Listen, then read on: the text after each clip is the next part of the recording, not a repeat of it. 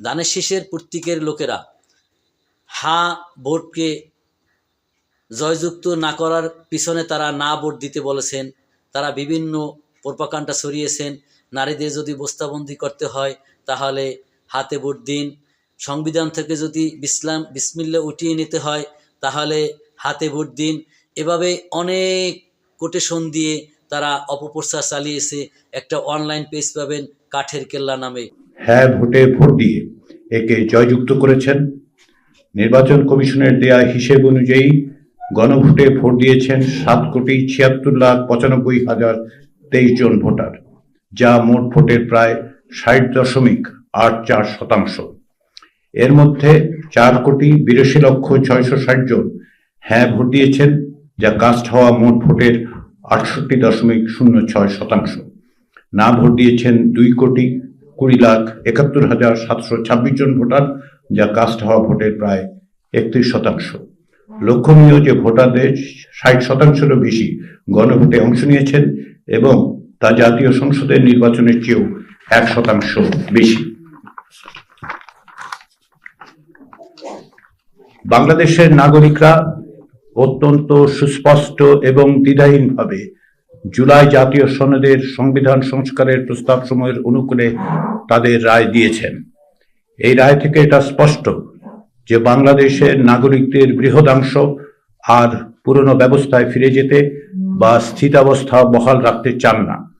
তারা চান পরিবর্তন, রাষ্ট্র ব্যবস্থায় সংস্কার। মাননীয় প্রধান উপদেষ্টা গণভোটের প্রাক্কালে জাতির উদ্দেশ্যে বলেছিলেন, একটি জাতীয় রূপান্তর কখনোই একক সিদ্ধান্ত বা একক শাসনের মাধ্যমে টেকসই হবে না। জনগণই রাষ্ট্রের প্রকৃত শক্তি। পরিবর্তনের চূড়ান্ত বৈধতা আসে জনগণের সম্মতি থেকেই। তাই দেশের ভবিষ্যৎ দিক নির্দেশনা নির্ধারণে জনগণকে সরাসরি সিদ্ধান্ত গ্রহণের সুযোগ দেয়াই হলো গণতান্ত্রিক পথের মূল ভিত্তি। এই লক্ষ্যেই আমরা গণভোটের আয়োজন করেছি, যাতে দেশের ভবিষ্যৎ সংস্কারের দিশা নির্ধারণে জনগণ সরাসরি নিজেদের মত প্রকাশ করতে পারেন। জনগণ তার আহ্বানে সাড়া দিয়েছেন। সংস্কারের পক্ষে জনরায় এসেছে।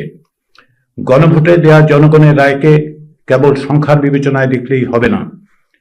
জনগণের এই রায় হচ্ছে 2024 সালের জুলাই আগস্টের গণ অভ্যুত্থানে যারা প্রাণ দিয়েছেন, যারা আহত হয়েছেন, যারা অকুত ভয়ে লড়াই করেছেন, তারা আমাদের উপর যে দায়িত্ব অর্পণ করেছেন তার স্বীকৃতি।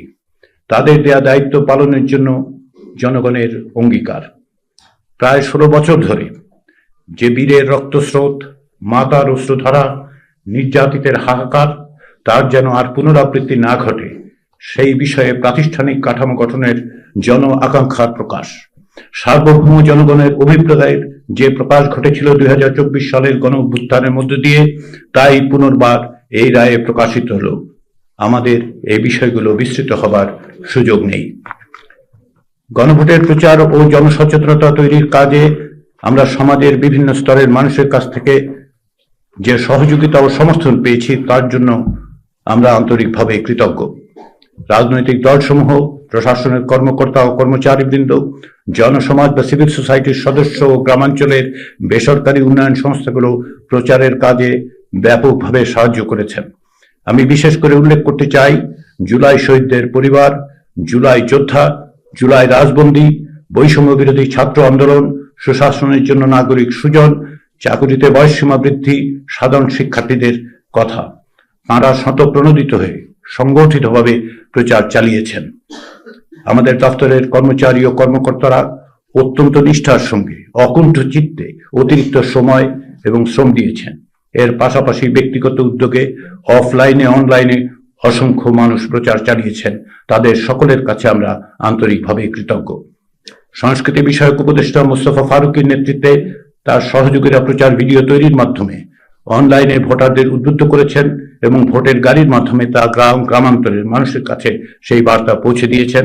তাদের এই প্রচেষ্টা ছিল অভূতপূর্ব এবং অভাবনীয়। তাতে জনগণের যে ব্যাপক সাড়া পাওয়া গেছে, তার জন্য আমরা সকলকে ধন্যবাদ জানাই। আমরা মিডিয়া কর্মীদের কাছে, সাংবাদিকদের কাছে আন্তরিকভাবে কৃতজ্ঞ। আপনারা গণভোটের খবর ঘরে ঘরে পৌঁছে দিয়েছেন, আমাদের কাজের দুর্বলতার দিকে মনোযোগ আকর্ষণ করেছেন এবং আমাদের সাফল্যের দিক তুলে ধরেছেন। যারা গণভোটের প্রক্রিয়া পদ্ধতি নিয়ে আমাদের কাজের সমালোচনা করেছেন, আমরা তাদের কাছেও কৃতজ্ঞ। সকলের কণ্ঠস্বর, ইতিবাচক এবং নেতিবাচক সকল কিছুই একটি গণতান্ত্রিক সমাজে অপরিহার্য অঙ্গ। গণভোটের মধ্য দিয়ে সংস্কারের ব্যাপারে যে সুস্পষ্ট গণরায় প্রকাশিত হয়েছে তা বাস্তবায়নের দায়িত্ব রাজনৈতিক দলসমূহের। রাষ্ট্র সংস্কারের ব্যাপারে সকল রাজনৈতিক দল অঙ্গীকারাবদ্ধ। ক্ষমতাসীন দল এবং জাতীয় সংসদ ও সংবিধান সংস্কার পরিষদে প্রতিনিধিত্বকারী দলসমূহ এবং সংসদের বাইরেও যেসব রাজনৈতিক দল আছেন তাদের সকলের প্রতি আহ্বান হচ্ছে আলাপ আলোচনার মাধ্যমে ঐক্যবদ্ধভাবে এই গণরায় বাস্তবায়ন নিশ্চিত করতে হবে। জাতীয় ঐকমত্য কমিশনের আলোচনার সময় ভিন্ন মতের প্রতি যে শ্রদ্ধা ও সহনশীলতা রাজনৈতিক দলগুলো দেখিয়েছেন এবং আপোষ সমঝোতার যে ঐতিহ্য রচনা করেছেন তা অব্যাহত রেখে আপনাদের অর্থাৎ রাজনৈতিক দলগুলোর প্রণীত জনরায় সমর্থিত এই দলিল বাস্তবায়নের দায়িত্ব আপনাদের উপর অর্পিত হয়েছে। জনসমাজ বা সিভিল সোসাইটির প্রতি আহ্বান, তারা যেন এই প্রক্রিয়াকে এগিয়ে নিয়ে যাওয়ার কাজে সহযোগিতা করে। আমরা বিশেষভাবে তরুণদের প্রতি আহ্বান জানাই, ভবিষ্যতের বাংলাদেশ আপনাদের, সেই বাংলাদেশ গঠনের কাজে অগ্রণী হন। সেই সঙ্গে ত্রয়োদশ জাতীয় সংসদ নির্বাচনে বিজয়ী নূতন সংসদ সদস্যদের এবং সংশ্লিষ্ট রাজনৈতিক দলগুলোকে অভিনন্দন জানাই। এছাড়া দীর্ঘদিন পর একটি সত্যিকারের নির্বাচনে ব্যাপকভাবে অংশগ্রহণের মধ্য দিয়ে সকল ধরনের ষড়যন্ত্র ও সহিংসতার আশঙ্কাকে নস্যাৎ করে দেওয়ার জন্য নির্বাচন প্রক্রিয়ায় অংশগ্রহণকারী জনসাধারণকেও আন্তরিক অভিনন্দন। দুটি দল মিলিয়ে যে ভোট পেয়েছেন তার থেকে অধিক গুণ মানুষ ভোট দিয়েছে হায়ের পক্ষে। তাহলে এখানে হায়ে যে সকল লোক ভোট দিয়েছে এদেশের সংবিধান পরিবর্তন করার জন্য, এই সংবিধানের দোহাই দিচ্ছেন। এই সংবিধান আওয়ামী লীগ এবং বিএনপি দুজনে এই সংবিধান তৈরি করেছেন। এখন এদেশের মানুষ এই সংবিধান পরিবর্তনের পক্ষে যখন রায় দিয়েছেন তখন আপনারা সংবিধানের দোহাই দেন। স্বাধীনতার 54 বছর গত হয়ে গেলেও স্বাধীনতার স্বাদ মানুষ আসলে পায় নাই। স্বাধীনতার চেতনা বাইছিল মুখে মুখে, বাঙালি জাত কখনো বাইছিল না তো সুখে। চাঁদাবাজি দখলবাজি চলছে সর্বক্ষণ, কোন মেয়েকে করবে দর্শন করিতেছে পণ। আরে দর্শন করলে নেতার দলে পড়ে না তো ধরা। আসলে দেখবেন নেতার দলে যখন দর্শন করে তখন আইনের কলাকৌশল থেকে তাকে বের করে আনে। মুক্তিযোদ্ধার চেতনা এবং মুক্তিযোদ্ধার পক্ষে শক্তি বলে দেশকে পরিচালনা করেন। আপনারা কখনো মুক্তিযোদ্ধার পক্ষেও নন, বরঞ্চ মুক্তিযোদ্ধার বিপক্ষে।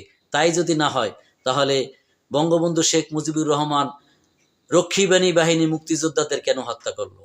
তদ্রূপ এই জুলাই যোদ্ধাদেরও একের পর এক হত্যা করা হবে। ইতিপূর্বে শরীফ ওসমান হাদির হত্যার মধ্যে থেকে তারা চালু করেছে।